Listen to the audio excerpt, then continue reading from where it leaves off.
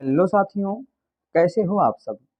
I hope आप लोग बहुत ज़्यादा बेहतरीन, ज़बरदस्त, शानदार होंगे और आपकी तैयारी बहुत ही बेहतरीन तरीके से चल रही होगी। दोस्तों, आज के इस वीडियो में हम बात करने वाले हैं क्लास 12 भौतिक विज्ञान के 10 बहुत ही ज़्यादा मोस्ट इम्पॉर्टेंट प्रश्न उत्तर के साथ। दोस्तों, आज हम इसको तैयार करेंगे। मैं आपको मेरे दोस्त बहुत ही आसान तरीके से इसको बताऊंगा, ठीक है ना। इतने आसान तरीके से अभी तक आपने इसको नहीं पढ़ा होगा। तो बस आपसे एक ही रिक्वेस्ट है, आप वीडियो में एंड तक बने रहिएगा, ठीक है ना। तो चलिए नो बकवास, वीडियो को हम शुरू करते हैं। दोस्तों, यहाँ पर हमारा फर्स्ट क्वेश्चन है, वैद्युत क्षेत्र की तीव्रता की परिभाषा एवं उसका मात्रक लिखिए। यानी कि आपको बताना है कि वैद्युत क्षेत्र की तीव्रता क्या होती है और उसका मात्रक क्या होता है। तो चलिए अब हम इसको समझ लेते हैं। वैद्युत क्षेत्र में परीक्षण आवेश पर लगने वाला बल परीक्षण आवेश के मान के बराबर होता है। दोस्तों, इसको समझिएगा कि जो विद्युत क्षेत्र होता है, इलेक्ट्रिक जो फील्ड होता है, उसमें जो आवेश पर लगने वाला बल, यानी कि विद्युत क्षेत्र में आवेश को किससे लिखते हैं, तो आवेश को लिखते हैं Q से, और इस Q पर लगने वाला बल को लिखते हैं F से। वो क्या होता है, तो वो आवेश के मान के बराबर होता है। यानी कि जो विद्युत क्षेत्र होता है, तो विद्युत क्षेत्र ये रहा E, तो E किसके बराबर होता है, आवेश पर लगने वाले बल के। आवेश यहाँ नीचे आ जाएगा और लगने वाला बल फोर्स क्या ऊपर लगेगा, ठीक है ना। तो वैद्युत जो क्षेत्र होता है वो किसके बराबर होता है, बल बटे आवेश के बराबर होता है। दोस्त, एक बार हम शॉर्ट में समझ लेते हैं कि वैद्युत क्षेत्र में, यानी कि जो वैद्युत क्षेत्र होता है ना, उसमें आवेश पर लगने वाला बल आवेश के मान के बराबर होता है। यानी कि जो वैद्युत क्षेत्र है ना, वो किसके बराबर होता है, तो वैद्युत क्षेत्र को लिखते हैं ई से। ई बराबर होता है बल बटे आवेश के, ठीक है दोस्तों। तो ई बराबर हो जाएगा बल बटे आवेश। अब यहाँ पर इसका मात्रक भी पूछा गया था, तो इसका मात्रक हो जाएगा ई बराबर हो जाएगा इसका मात्रक। या फिर क्या है, बल का मात्रक न्यूटन। क्यू क्या है, आवेश का मात्रक कूलाम। तो इसका भी मात्रक हो जाएगा न्यूटन प्रति कूलाम, ठीक है मेरे साथियों। तो आप यहाँ पर वैद्युत क्षेत्र की तीव्रता का मात्रक लिख देंगे न्यूटन प्रति कूलाम या फिर न्यूटन बटे कूलाम। दोस्तों, आप इसको इस प्रकार से भी लिख सकते हैं, ये नीचे बटे में है, ऊपर जाएगा तो ये माइनस में हो जाएगा। तो इसको आप लिख सकते हैं न्यूटन कूलाम इनवर्स, ठीक है ना। न्यूटन कूलाम, कूलाम के ऊपर -1 कर देंगे तो वो हो जाएगा इनवर्स, ठीक है साथियों। दोस्तों, यहाँ पर हमारा सेकंड क्वेश्चन है, और ये भी क्वेश्चन दोस्तों मोस्ट इम्पॉर्टेंट है कि वैद्युत फ्लक्स से आप क्या समझते हैं, ठीक है ना। या फिर क्वेश्चन पूछ लेगा कि वैद्युत फ्लक्स से क्या तात्पर्य होता है। तो वैद्युत क्षेत्र में स्थित क्षेत्रफल के अभिलंबवत दिशा में गुजरने वाली विद्युत बल रेखाओं की संख्या को हम वैद्युत फ्लक्स कहते हैं। यानी कि मेरे दोस्त, आपको इसको सिंपल सा याद रखना है कि वैद्युत क्षेत्र होगा कोई, और उस वैद्युत क्षेत्र का अपना क्षेत्रफल होगा, और उसके क्षेत्रफल में जितनी भी विद्युत बल रेखाएं गुजरेंगी, उन्हीं की संख्या को हम क्या बोल देंगे, वैद्युत फ्लक्स बोलेंगे, ठीक है साथियों। तो एक बार आप फिर से देख लीजिएगा कि वैद्युत क्षेत्र में स्थित क्षेत्रफल जो उसका होगा, उसके अभिलंबवत दिशा में जो भी जितनी भी संख्या में वैद्युत बल रेखाएं गुजरेंगी, उन्हीं संख्या को हम वैद्युत फ्लक्स कहते हैं। अब दोस्तों, आप इसको ये भी याद रखिएगा कि इसका मात्रक क्या होता है, तो इसका मात्रक होता है वोल्ट इंटू मीटर, ठीक है दोस्तों।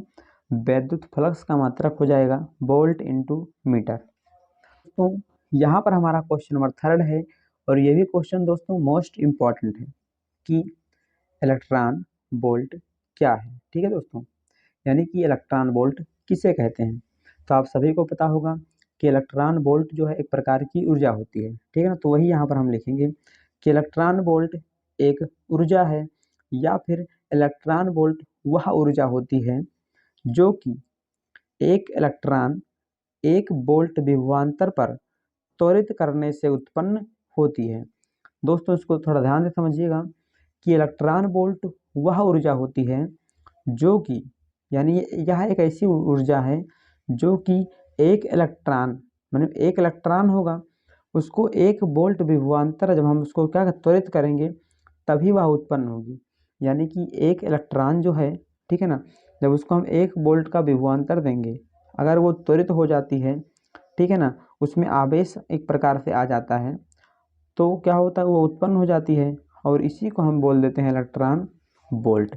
ठीक है साथियों, आपको सिंपल सा इसी प्रकार से आपको समझ लेना है। मेरे साथियों, मैं जो है यहाँ पर आपको सभी क्वेश्चन को बहुत ही बेहतरीन एवं सरल शब्दों में मैं लिख कर लेकर आया हूँ, ताकि आपको यहाँ पर रटने की ज़रूरत ना पड़े। अब दोस्तों, क्वेश्चन में ये भी पूछ लेता है कि 1 इलेक्ट्रॉन वोल्ट बराबर कितना होता है। तो यहाँ पर आपको याद रखना है कि 1 इलेक्ट्रॉन वोल्ट बराबर वही जो मान है ना, वही होता है सिंपल सा 1.6 इंटू 10⁻⁻19 जूल होता है। ठीक है साथियों, तो 1 इलेक्ट्रॉन ई, बी का मतलब इलेक्ट्रॉन, बी का मतलब हो जाएगा वोल्ट, यानी कि 1 ईवी बराबर 1.6 इंटू 10⁻⁻19 जूल हो जाएगा। तो मेरे दोस्त, आशा करता हूँ कि आप इस थर्ड क्वेश्चन को बहुत ही बेहतरीन तरीके से समझ गए होंगे। अब हम चलिए बात कर लेते हैं हमारा जो अगला मोस्ट इम्पॉर्टेंट क्वेश्चन है। दोस्तों, यहाँ पर हमारा क्वेश्चन नंबर 4 है, वैद्युत क्षेत्र की तीव्रता एवं विभव प्रवणता में संबंध बताइए। ठीक है साथियों, यहाँ पर जो है वैद्युत क्षेत्र की तीव्रता और विभव प्रवणता में, यानी जिसको हम बी से लिखते हैं, इसमें क्या संबंध होता है मेरे साथियों, आपको यहाँ पर बताना है। ठीक है दोस्तों, तो वैद्युत क्षेत्र की तीव्रता क्या होती है ये तो मैंने अभी आपको बता दिया है। ठीक है, कि ई बराबर होता है, ई बराबर क्या होता है, तो ई बराबर होता है F/Q। तो इसकी जो डिफिनेशन है मैंने अभी आपको बताया है। अब हम यहाँ पर विभव प्रवणता क्या होता है ये जान लेते हैं। ठीक है, तो दूरी में होने वाले परिवर्तन, जो विभव प्रवणता इसका डिफिनेशन हो जाएगा, दूरी में होने वाले परिवर्तन के सापेक्ष विभव में परिवर्तन की दर को विभव प्रवणता कहते हैं। यानी कि जो दूरी में परिवर्तन होता है वो, ठीक है, और जो विभव में परिवर्तन होता है वो, जब उसके हम सापेक्ष कर देते हैं विभव प्रवणता के, तो वही दोस्तों विभव प्रवणता हमारी कहलाती है। तो सिंपल था दोस्तों, इसका जो सूत्र बन जाएगा वो बन जाएगा विभव प्रवणता बराबर विभव में परिवर्तन बटे दूरी में परिवर्तन। यानी कि दूरी में परिवर्तन के सापेक्ष विभव में जब परिवर्तन होता है तो उसी को हम विभव प्रवणता कहते हैं। ठीक है साथियों, तो विभव में परिवर्तन को लिख देंगे हम किसे, तो विभव में जो परिवर्तन होता है उसको हम लिखते हैं -ΔB से, और दूरी हम मान लेते हैं कोई, तो हम कोई भी दूरी आप D फॉर डिस्टेंस मान सकते हैं या फिर x मान सकते हैं। तो दूरी में परिवर्तन हो जाएगा ΔX। ठीक है साथियों, तो ये तो हो गया विभव, यानी कि वैद्युत क्षेत्र की तीव्रता और विभव प्रवणता में ये इसका सूत्र हो गया। ठीक है दोस्तों, और ये जो है ये है उसका डिफिनेशन। अब दोस्तों, ये क्वेश्चन भी पूछ लेता है कि इसका संबंध जो है कैसे प्राप्त किया जाता है, ये आपको दोस्तों बताना है। तो चलिए मेरे साथी, अब हम ये जान लेते हैं कि इसका जो डेरिवेशन किस प्रकार से करके इसके संबंध को कैसे दर्शाते हैं, ये चलिए अब हम समझ लेते हैं। तो मेरे साथियों, सबसे पहले यहाँ पर हम 2 बिंदु मान लेते हैं। ये मान लेते हैं कि ये बिंदु ये है और ये बिंदु बी है। ठीक है, इस ये बिंदु का एक आवेश उत्पन्न होगा +Q। ठीक है, तो इसको हम +Q ही मान लेंगे। इस बिंदु बी के कारण यहाँ पर आवेश उत्पन्न होगा, तो इसको हम मान लेंगे Q0। ठीक है ना, तो ये जो है इसके तहत ये हो जाएगा +Q, इसके तहत हो जाएगा +Q0। ठीक है साथी, और यहाँ पर एक बिंदु हम x मान लेंगे। अब यहाँ पर जो हमने 2 बिंदु माना था A और B, इसकी दूरी मान लेते हैं ΔX या फिर ΔD। ठीक है ना, तो ये B की दूरी हम मान लेंगे dx, और यहाँ पर दोस्तों इससे जो उत्पन्न हुआ है आवेश इसको मान लेंगे x। यहाँ पर मेरे साथी आप कुछ भी D मान सकते हैं, B मान सकते हैं, A, कुछ भी आप यहाँ पर मान सकते हैं। तो हम A और B की दूरी मान लेते हैं क्या, ΔX, और इसकी दूरी मान लेते हैं x। जब हम दोनों को मिला देंगे तो +Q और B के बीच की दूरी कितनी हो जाएगी, तो टोटल दूरी हो जाएगी वो x + ΔX। ठीक है साथियों, यहाँ पर AB क्या है, तो यहाँ पर AB एक प्रकार का विस्थापन है, आपको इतना याद रखना है। तो अब हम इसका कर देंगे एक प्रकार से छोटा सा डेरिवेशन, उसी के माध्यम से ये निकल कर आएगा। तो साथी यहाँ पर आशा करता हूँ कि आप इस चित्र को आसान तरीके से आप समझ गए होंगे, ठीक है ना। तो यहाँ पर निकलेगा डब्लू बराबर क्या हो जाता है, तो डब्लू बराबर एक सूत्र होता है बल गुणे विस्थापन, ठीक है दोस्तों। इतना तो आपको पता ही होगा कि डब्लू बराबर हम यहाँ पर डेल्टा मान लेंगे, क्योंकि यहाँ पर हमने डेल्टा लिया है। तो डब्लू बराबर क्या हो जाएगा, बल गुणे विस्थापन। और दोस्तों यहाँ पर जो बल का सूत्र क्या होता है तो आप सभी को पता होगा। मैंने आपको बताया है वैद्युत क्षेत्र की तीव्रता में क्या मैंने आपको बताया है कि E बराबर होता है F/Q। हमें यहाँ पर क्या चाहिए, बल चाहिए, ठीक। तो बल कैसे निकालेंगे, यहाँ पर F है, ये नीचे भाग में, इसको यहाँ करेंगे तो गुणा में हो जाएगा। तो F बराबर हो जाएगा E/Q। तो यहाँ पर डेल्टा W बराबर हो जाएगा, यहाँ पर क्या F है तो चाहे इसको हम F रखें, ठीक है, पहले F रख दे रहे हैं।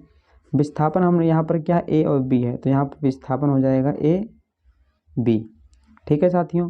F का मान क्या होता है, तो यहाँ अभी हमने निकाला, ये इधर भाग में इधर आएगा तो गुणा में, तो F बराबर हो जाएगा E/Q।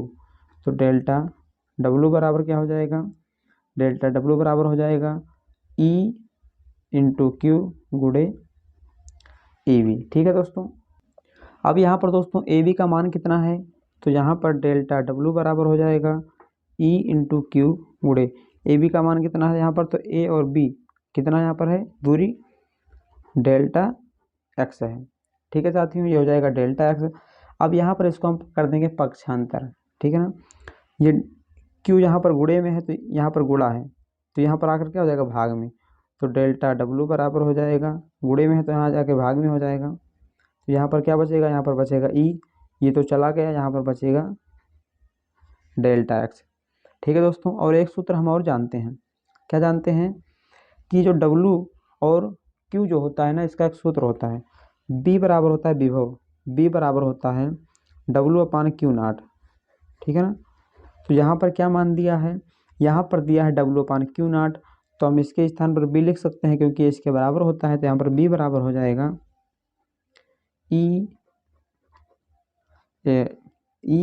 E/डेल्टा x, ठीक है साथियों। तो ये इतना आ गया। अब हमें क्या करना है, हमें विद्युत क्षेत्र की तीव्रता जिसको E से लिखते हैं और B में हमें संबंध बताना है। तो मेरे साथियों यही होता है संबंध। अब चाहे इसको हम इस प्रकार से भी लिख सकते हैं, E बराबर, ये यहाँ पे क्या है, गुणे में, या इधर देंगे तो भाग में, तो E बराबर, B ऊपर है तो B रहेगा, ये इधर गुणे में इधर आएगा तो भाग में हो जाएगा। तो ये हो जाएगा डेल्टा x, ठीक है दोस्तों। और यहाँ पर विस्थापन है तो इसको कर देंगे माइनस में। तो ये रहा दोस्तों विद्युत क्षेत्र की तीव्रता एवं किसमें, विभव प्रवणता में हो जाएगा हमारा संबंध। अब दोस्तों जो यहाँ पे निकल के आया है ना, यहाँ पे जो निकला है वही यहाँ पर भी हमने पढ़ा था। ये देखिए जो यहाँ पर निकला है वही यहाँ पे है, यानी कि दोस्तों हमारा ये डेरिवेशन क्या है, सही है। तो मेरे साथियों ये जो क्वेश्चन है ना, ये बहुत ज़्यादा इम्पोर्टेंट है। मैंने आपको बहुत ही बेहतरीन तरीके से इसको बताया है। आशा करता हूँ कि आप इसको अच्छे से समझ गए होंगे। चलिए अब हम बात कर लेते हैं हमारा जो अगला क्वेश्चन है। दोस्तों ये हमारा अगला क्वेश्चन है, लेकिन दोस्तों ठीक है, कुछ समस्या हो जाने के कारण ये जो है वीडियो यहीं पर समाप्त हो रही है, ठीक है मेरे दोस्तों।